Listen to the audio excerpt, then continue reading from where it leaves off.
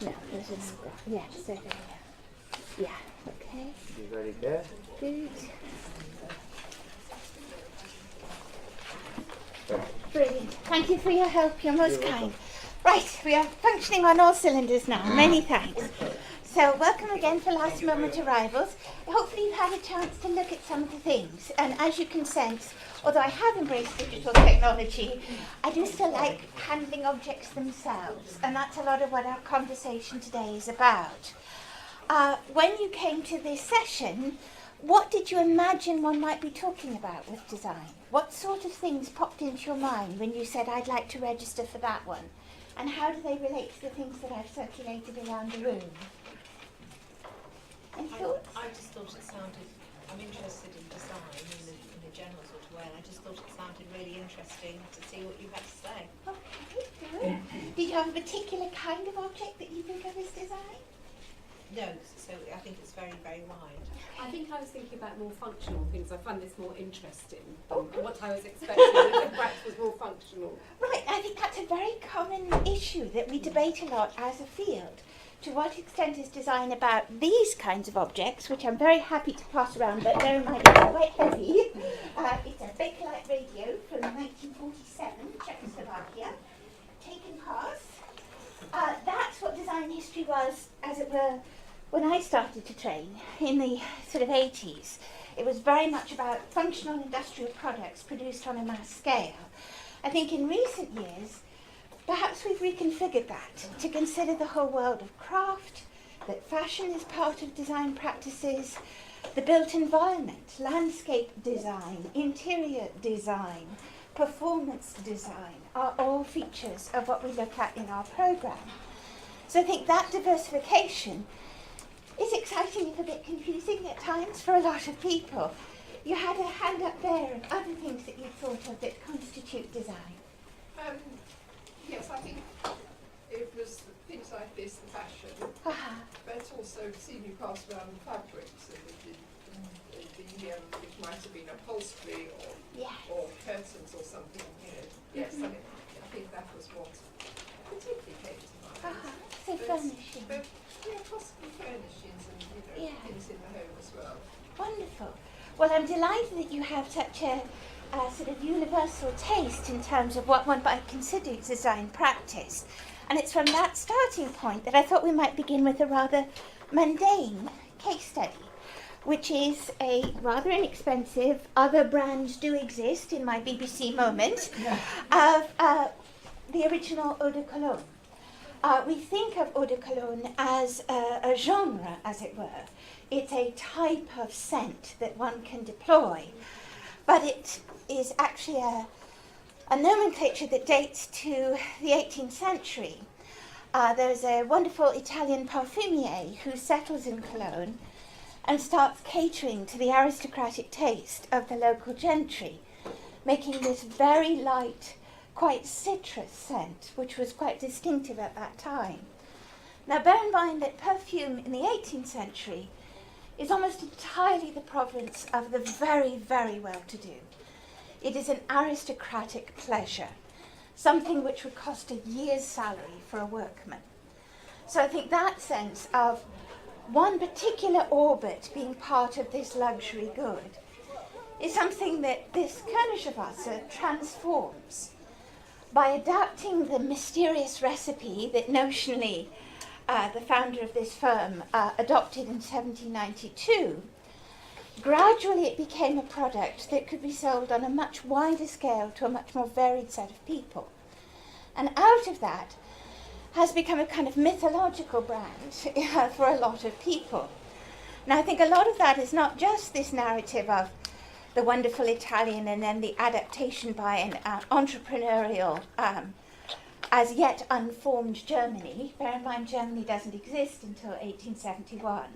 This is entirely a feature of the city of Cologne at that time.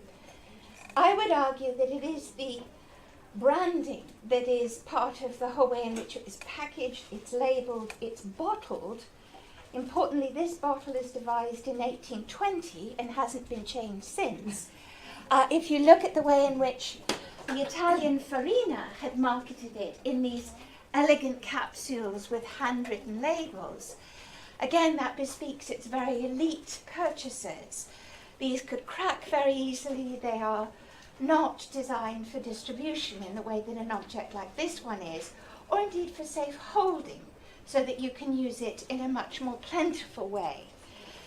Now, design history, I think in its original formation, invited us to think about how this glass bottle was made, who these key entrepreneurs are.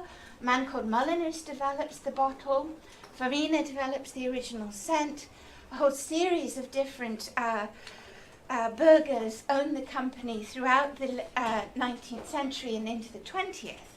But what I would like to invite you to think about is how your physical experience of it, and do feel free to partake, it's not very expensive. If you'd like to try the scent, feel very welcome. And I think that's part of what I think has developed and excitingly changed about the discipline of design history.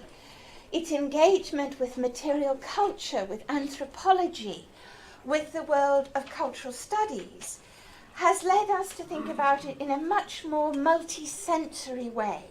It matters what the perfume smells like. The perfume smells differently on every person in this room. The degree to which you apply it in lavish lashings, as everyone does on German trains, or whether you sort of daintily dot it on yourself, it will be affected by the chemistry of your own body and skin. All of these are features that change the way, if you just slide the cap off. So again, the cleverness of the design is maybe not entirely apparent, it's an atomizer. Again, this is a new version.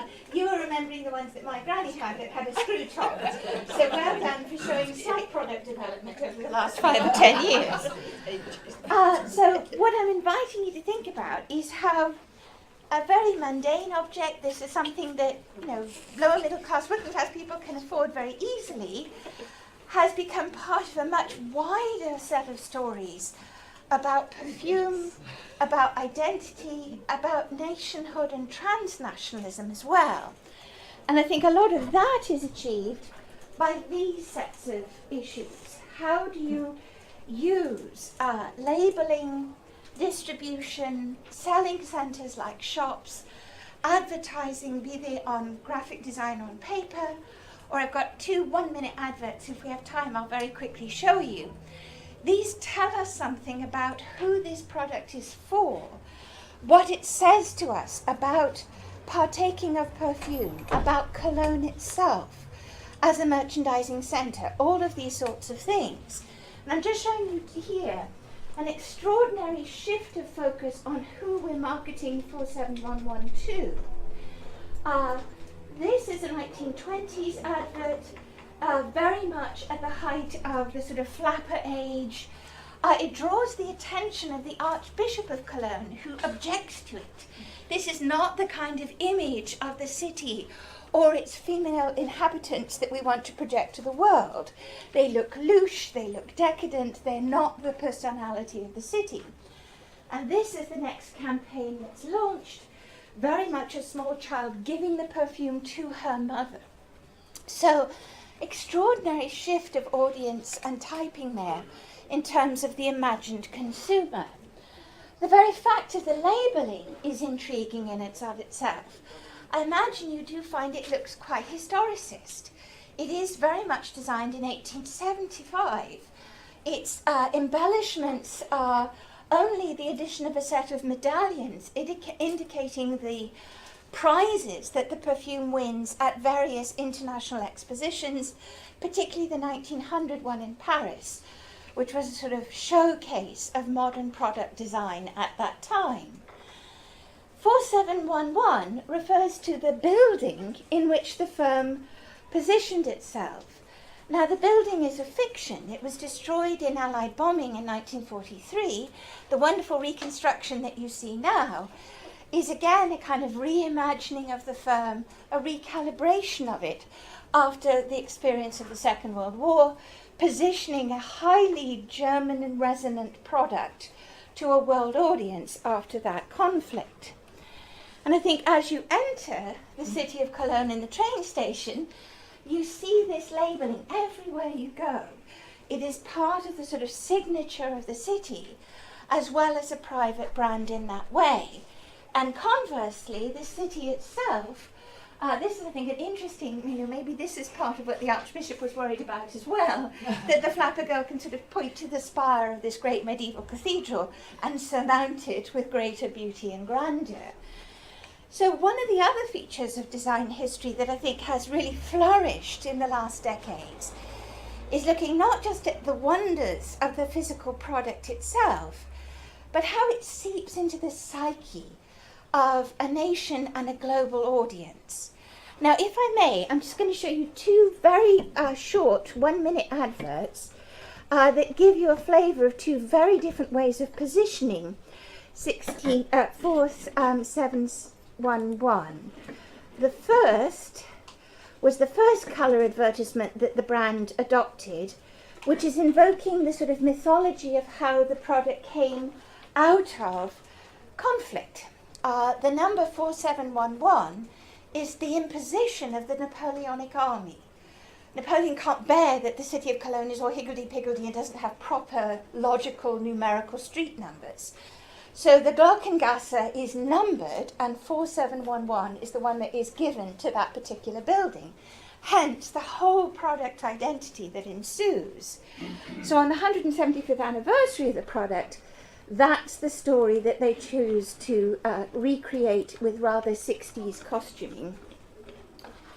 Oh, great, we've not got the sound now. Well, the point being that it is in German, so you might not have it all to hand immediately anyway. But what you see is the Napoleonic forces coming in saying, your whole city is higgledy-piggledy, how can you let this happen? We're going to get nice French logic imposed on your city. The burghers comply, and suddenly détente is achieved. And here you have the Napoleonic soldier marching through the town, Glockengasse, here's the old Perfumier building, and here is where we get 4711, and indeed even the product local encircling, which becomes part of the labelling. So historicism is a lot of how, and again, look at how all the branding echoes that first colour advert in intriguing ways. Another advert from 1971, and this was targeted at English-speaking audiences, and here at Regrettable we don't have the sound, but not to worry. What you see is two people sitting al fresco in a British city with noisy traffic and smog, and it's all very disgusting. Don't panic, darling. I've got some Kernische in my bag. We drop it and we have a body cocktail and free ourselves from the horrors of urban life and have an amorous moment, as cocktails were the source of all joy in the 1970s. So what I've just been trying to show you there is how deeply product placement affects and conditions how we understand a product, but also tells us other stories that maybe the product didn't want us to know. Kernische was distributed to most of the German army and the Kriegsführer, the German navy. Bear in mind that U-boat seamen were underwater for months at a time without showering. It doesn't bear thinking about. It also became a gift that was often brought back to mothers, wives and daughters from servicemen during the Second World War. So there's that sort of conflict-based narrative echoing in the Napoleonic piece. But also bear in 62, this is also the consolidation of Europe, a topic very much on our minds as well. So showing that French-German détente was, I think, part of that story. Whereas in 71, 72, I think maybe we're getting into another set of issues around gender politics, are we not? Both men and women use Kernische. As you will have sensed if you splashed it upon yourself, it's got a citrus base, which is not so floral, not so feminized in its scent vocabulary. So its history as being used by servicemen is then recalibrated into the sort of unisex post-hippie 70s identity in that advert, while still also giving you the gratification of the amorous nature of the gift of perfume, which, as Mauss's theory of the gift old tells us, gives and takes in equal measure from other participants in that exchange. So that's just one case study, but I've been trying to set up for you. Design's exciting because of all of the different stories that it tells, all of the different forms that it can take. And as I say, I think as a discipline, when it was founded in the design schools of the 1970s, really largely in this country, America and Germany, and a bit in the Netherlands, it was maybe more geared towards this so-called below-the-line dimension. How do you get the engineering, the technology, the science to be accessible and usable to very much wider consumer audiences than had perhaps been achieved previously? What I hope to have suggested to you is the above-the-line issues, the artistic forms, the decorative nature, domestic private use as well as public sale, personal roles as well as national agendas within the formation of a product. These are all part of how design enters into our lives, into our narratives of self and place. And as design historians, we bring to bear a wide range of disciplines. So if you're thinking of signing up for my master's, brace yourself, because we do invite you to read very different kinds of scholarship. I was trained very much as an art historian, and there was a quite varied but circumscribed repertoire there. There was salon criticism, art criticism, you had monographs of individual artists, you possibly had histories of exhibitions and museums. What I think design history, by the very nature of its contact with a much more varied set of people, both in the product design, its production, its dissemination, its consumption, and indeed its cultural appropriation, means that all of these other ways of thinking and researching are deeply useful to us as historians of objects and places. Now, not to blow your mind, but this is a kind of foundational diagram that a very important early design historian, John Walker, devised. I've added the colour to sort of help me think through what he means, to help us try and prepare a richer understanding of how any object or place is never the product of one heroic individual. Now, most of us, I think, were formed with that artistic temperament legacy. One great creative inventor or individual makes something. I would argue that's very rarely true of a painting or a sculpture, definitely not a building, but it's certainly not true of the kinds of objects that you have circulating around the room.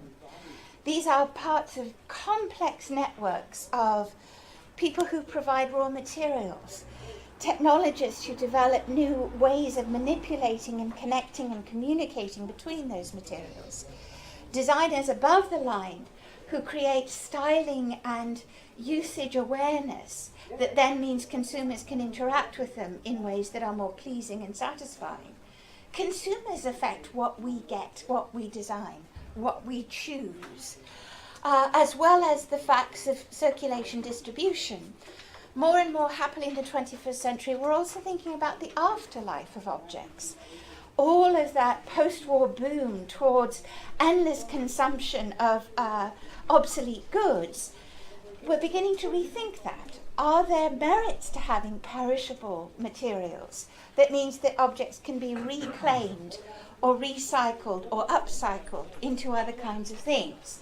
And I think this is what a lot of this complex diagram is inviting us to think about. But I promised you a handling session, and a handling session you have. Who's got the radio now? Yeah, okay, good. So, thoughts on this? What features of it do you think might have appealed to whom and why? Go ahead. Well, I actually noticed it's Tesla, Yeah. and obviously Tesla today means the electric cars and things. But I would think at the time Tesla had also been a very innovative brand name. Yeah, it's actually one that is constantly borrowed by different people. Tesla the car man has nothing to do with this Tesla. This Tesla is actually a communist state-run company for Czechoslovakia after the Second World War. but it is borrowing the name of the great late 19th century, early 20th century Serbo-Croat electrical designer and physicist who makes his name and career in America. So naming again, really interesting in terms of where Czechoslovakia is being positioned at that start of the Cold War, that you are creating products which through their naming but also through their styling are very much evocative of that American interwar period. The choice of making Bakelite, which is what's used on the exterior, and that's why I've put up here another sign of, another sort of heroic figure within the history of design, a gentleman who uses natural byproducts, chemistry and vulcanization to make a wood-based plastic, which is much more malleable, much less brittle, and most importantly can make corners that are smooth. Now, those of us who've ever unpacked sharp, pointy things, be it from IKEA or elsewhere, this is not only attractive to an interwar and then a post-war working class buying audience. Bear in mind, very often styling that's popular for slightly more elite users take a couple of decades to sort of trickle down the taste scale. You are purchasing a product which has all of that sort of streamlined evocation of speed. It feels heavy and big to us now with all our little iPods, but this is quite a portable small wireless set for 1946 to 51. And I think that sense of being able also, if you had a look at this, I'm afraid I have lit it up, but now that we've gone digital, I couldn't get any tuning, sadly, locally. One of the small problems with these were the aerials were quite localized, but that this panel would light up, and literally the world is your oyster. You have all the cities on it, but those of us of my generation can just about remember that sense of Radio Luxembourg or getting to one of those extraordinary capital cities. And I think the choice of which cities you include, that you've got Stockholm and Brussels, Limoges and London, but the first 5 lines are all Soviet bloc countries, is already telling us how something which is being sold as a communicator to the world is also prioritizing certain parts of the world because it's produced in Czechoslovakia of that period. And I think that sense of looking at how developments of new materials, the ability to create very small valves, a lot of that advancement dates to the First World War, and that's part of why you have such a big radio boom in the 20s and 30s, is you've got to find another purpose in the military-industrial complex for all of those wireless valves that you've used for communication in battle. But then after the Second World War, there's a further miniaturization of that process, which leads to the marketability of these much smaller wireless sets. So I think that's one sort of industrial design history that is at the heart of what we do. But there's also, I would argue, a very rich set of histories which we've reintroduced that are very much about domestic, mundane or craft-based objects. I mean, if we, did anyone work out what the wooden tubes are? No one from the Netherlands? Okay, anyone got a tube to hold up? I know where they've gone to. Brilliant, there are about 4. If you pull it apart, you will see that you've got an empty interior.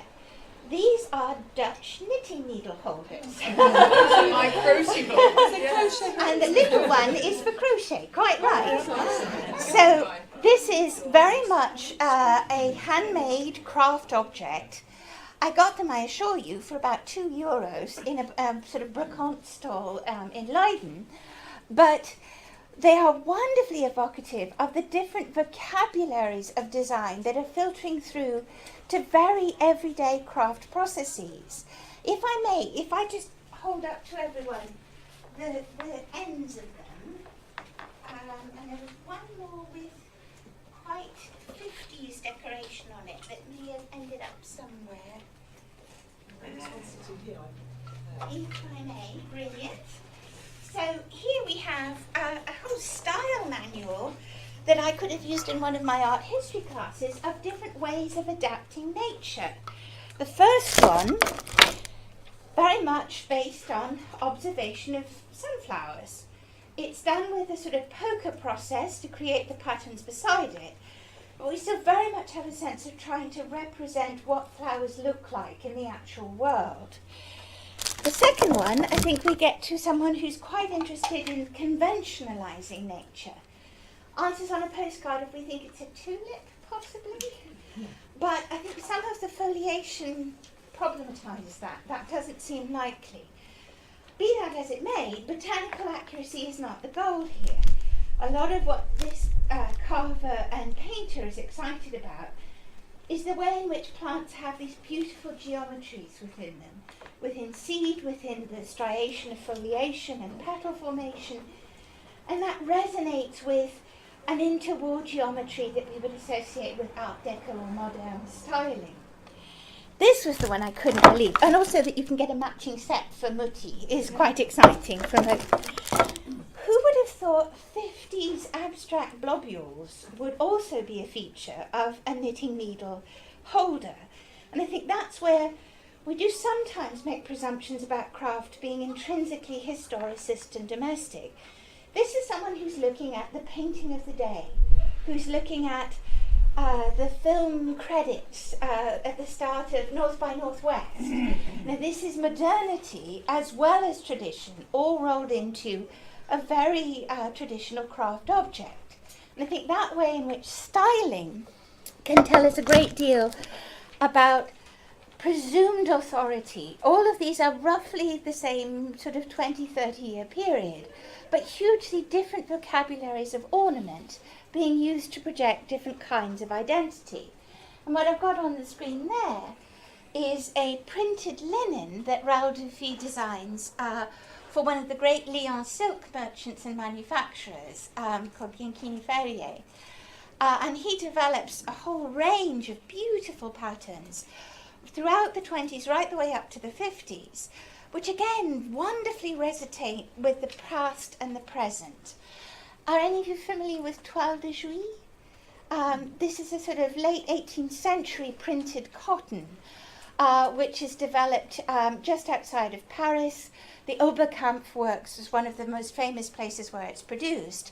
And that use of a single colour, red on white or blue on white or occasionally green on white or sort of ochreous yellowy brown, that creates this wonderful repeat where you're looking for the figures within the emergence of foliage or landscape.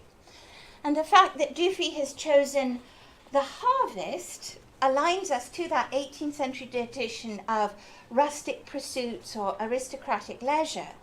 But he's actually sown the harvest with industrial machinery. This is a man on a tractor. So I think that wonderful mixing of modernity and historicism is often a feature of 20th century styling. Equally for the wooden type, there's an extraordinary way in which if we see something carved or printed in that so-called Hochdeutsch, that high German Gothic script, that either means medievalism or Nazism to most of us, because that's where we will have seen that typeface. Whereas a sans serif face, of which I have only one example, or two examples here, is very much associated with modernist simplicity. This is embraced by the sort of great utopian social thinkers in modernist journals of the age. So I think that has another set of resonances. Figures like Le Corbusier or the De Stijl journal adopt sans serif typeface. So the forms of style take on cultural connotations that are really exciting and rich. Now, one of the pieces I didn't remember to pass around was this one. One of the things I'm very intrigued by is also the way in which individual stories of making and acquiring or using infuse objects such as these with incredibly rich narratives. Anyone got one of these at home? We used to have, is it A a shell case? I didn't bring my grandfather's because they're too precious to me, and they're also Second World casings, so they're a bit heavier. This is what's often referred to as trench shot from the First World War. These shell casings are very often pieces that were done whilst being rehabilitated, very often by shell shock victims and survivors of trench warfare, although there are some that are done in the trenches themselves. Very often trench art is smaller bullets, fragments of shrapnel that can be made into jewellery, for example. Very often you'll see picture frames that are made out of propellers, because it's really quite good wood that's been varnished that you can then carve and adapt. But they are extraordinary meditations on, and if you think about, you've been sitting in the mud, in the lice, being shelled for literally years. To be able to take one of those shells and beat it into something your wife can put flowers into, that's an incredibly empowering act. This is something that could have taken your hand, your leg, your life. And you've taken a hammer to it and covered it with ivy. You've taken the double cross of Lorraine, which tells us the sector that you served in. The worst part of the fighting for the French infantry was at Verdun, as many of you will know, the horrific siege where people literally die of thirst.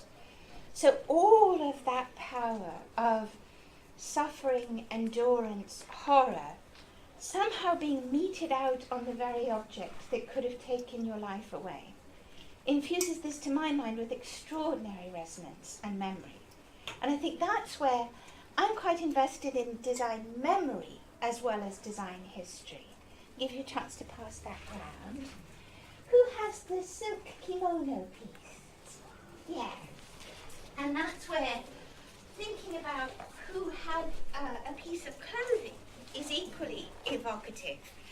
Now, I think you've probably worked out this isn't mine. I'm quite out of scale to its proportions. This was given to me by an octogenarian friend in the 1980s. His wife had acquired it while he was working for a company in Japan in the 1920s. And I think it's an exquisite piece of all that we think of as sort of Japanese minimalist elegance. And then suddenly you see inside, and it's this beautiful array of colours and textures. Now, the fact that I dimly remember his wife, she sadly died much earlier than he did, there is a way in which there's so many traces of their lives together. This gift from him to her for transplanting herself to a very distinct culture at a period of a certain degree of instability is all repository in an object such as this one. Thinking about how the wearing of it, who do I have who's small enough? Would you try? Yeah, if we try it on.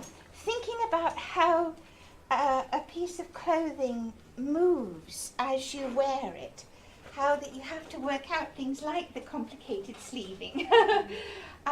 The way in which, if I slide your arms, oh, that's all right.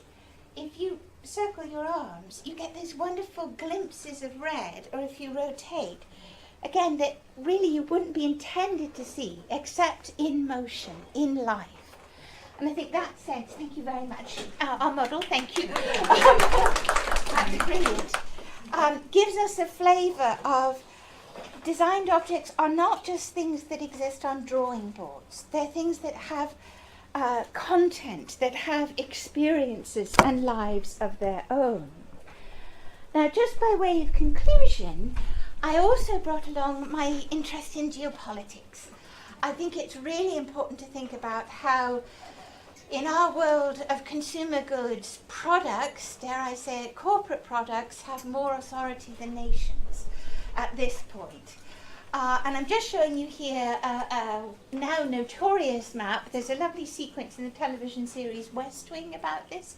Google it if you haven't seen it. But basically it's a congressional committee that takes on requests, and there's a set of geographers who say, we want the whole world to adopt this map because it changes how we configure our sense of place. So much of how we orient ourselves in the world has been shaped by globes and maps. If you grew up in this country, you've got red everywhere and Britain's at the heart of it. If you were educated in the Americas, you cut the continent of Europe in half so the North and South American appear in the centre. Maps are fluid. Geography is something which is experienced by where you're looking from, as well as what you're looking towards. And this Hobodiah equal area southern projection map is all about inviting us to rethink our presumption of northern hemisphere industrial supremacy. If you flip the globe and the global south is at the top, that makes us think in very different ways about our place in the world. And I would argue this is something that a lot of design practices invite us to explore. Now, who has the 1958 Belgian World's Fair materials? Now that, I think, was quite an exciting part of it. There are about 4 or 5 plans in that. Thinking about how these events, where all kinds of different nations would come to one major city in Europe and thereby display who they were to the world and what they prioritised, and these elaborate plans where you envision the sort of scale of importance. If I get you, have I got the one that's got them in colour? No. That's one colour. Everything in blue is Belgian in this one. Now, I suspect most of us would not regard the proportion of the globe that Belgium holds as being all of that. But I think that's indicative of the ways in which international expositions are places to calibrate our place in the world, in society. Congo was the same size as Western Europe. Quite. And this is the point at which that is beginning to fragment. And I think it's very telling then that one of the largest sections within this is precisely the Belgian Congo. So I think that sense of, but all of the other imperial former colonies are placed within a very small area, so it isn't to scale in that sense. But I think the point is exactly what I'm hoping to elucidate for us here, which is that these are areas that take on different kinds of significance.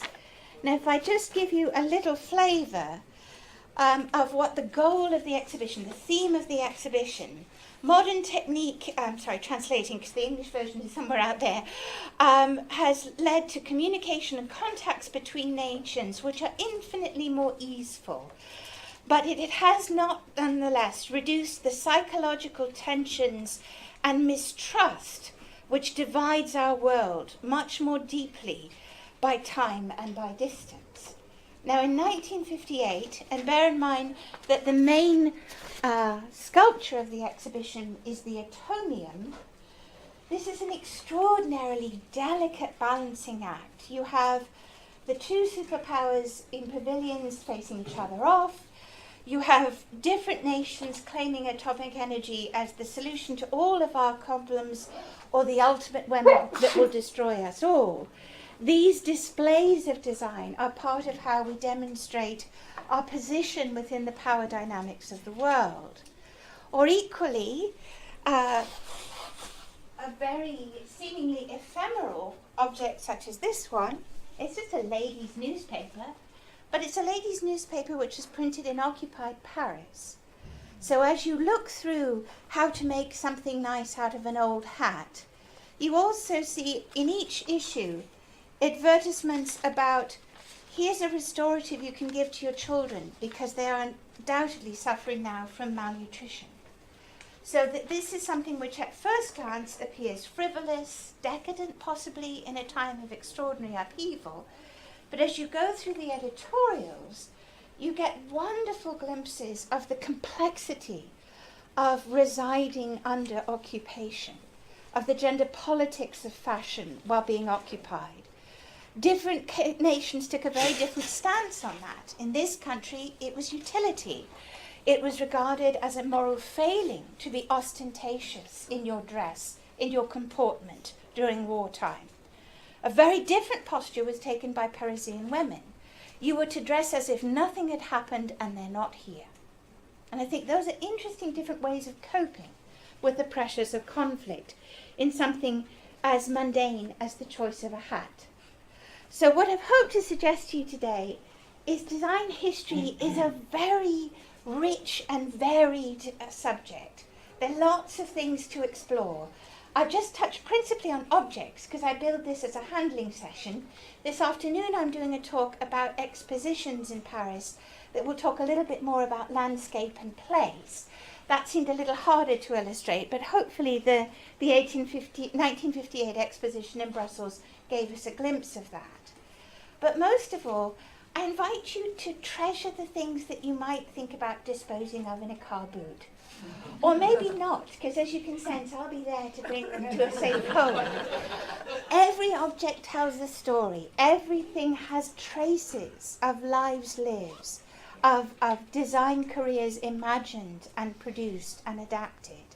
And I think that actually is an incredibly rich heritage for all of us, and a place where human intersections override gender, class, nation, the making of how things give us memories and lives.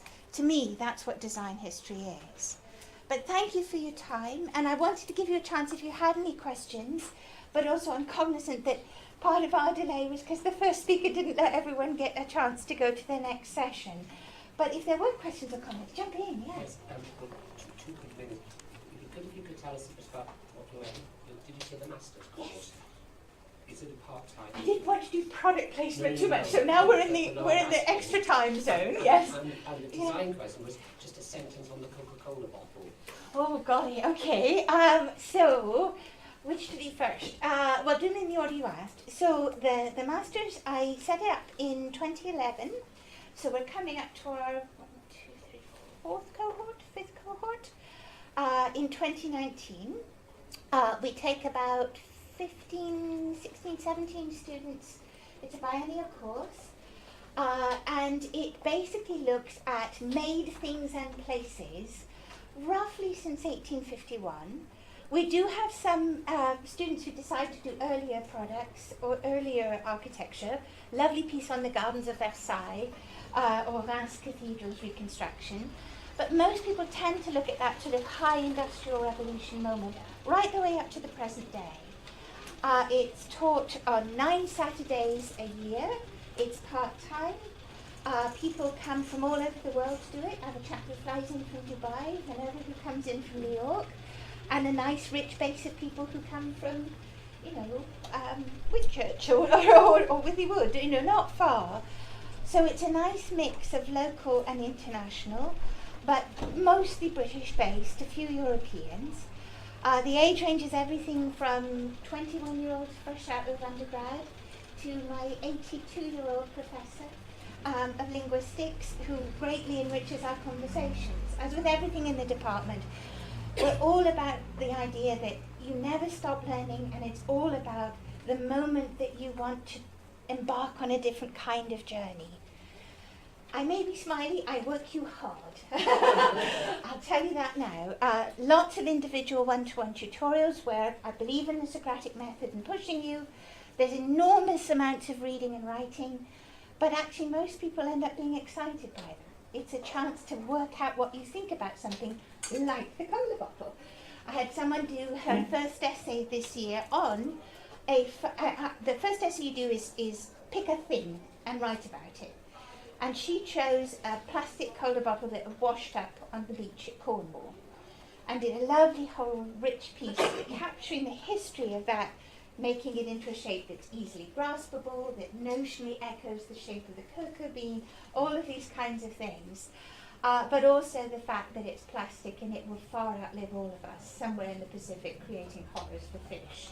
So I think that sense of looking at that Walker diagram, inception, creation, dissemination, afterlife, to my mind, that's what's exciting about it.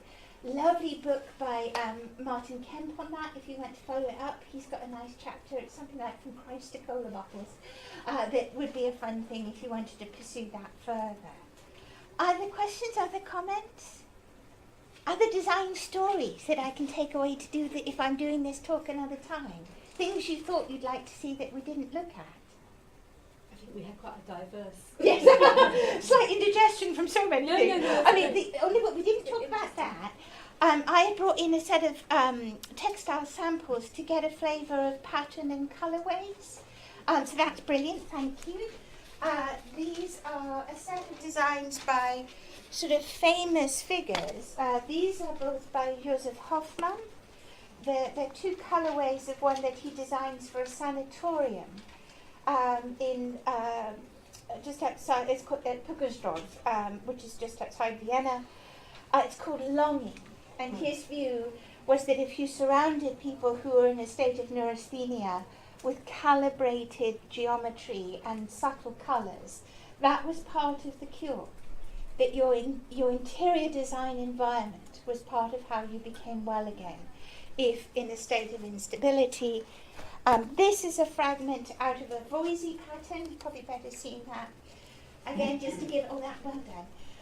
To give you a flavour of a sort of arts and crafts variation of these. I'm very naughty. I always ask for samples from various companies for training purposes.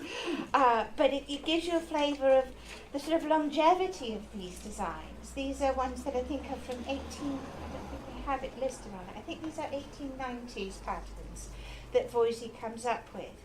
And the way in which that, again, some of those issues about conventionalized nature or direct representation of exact organic accuracy are all in play in interesting and complex ways in things like those.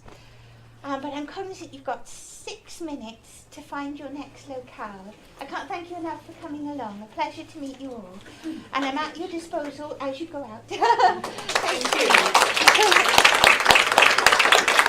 And apologies for the nervous start with technology. As you sense, things are fun.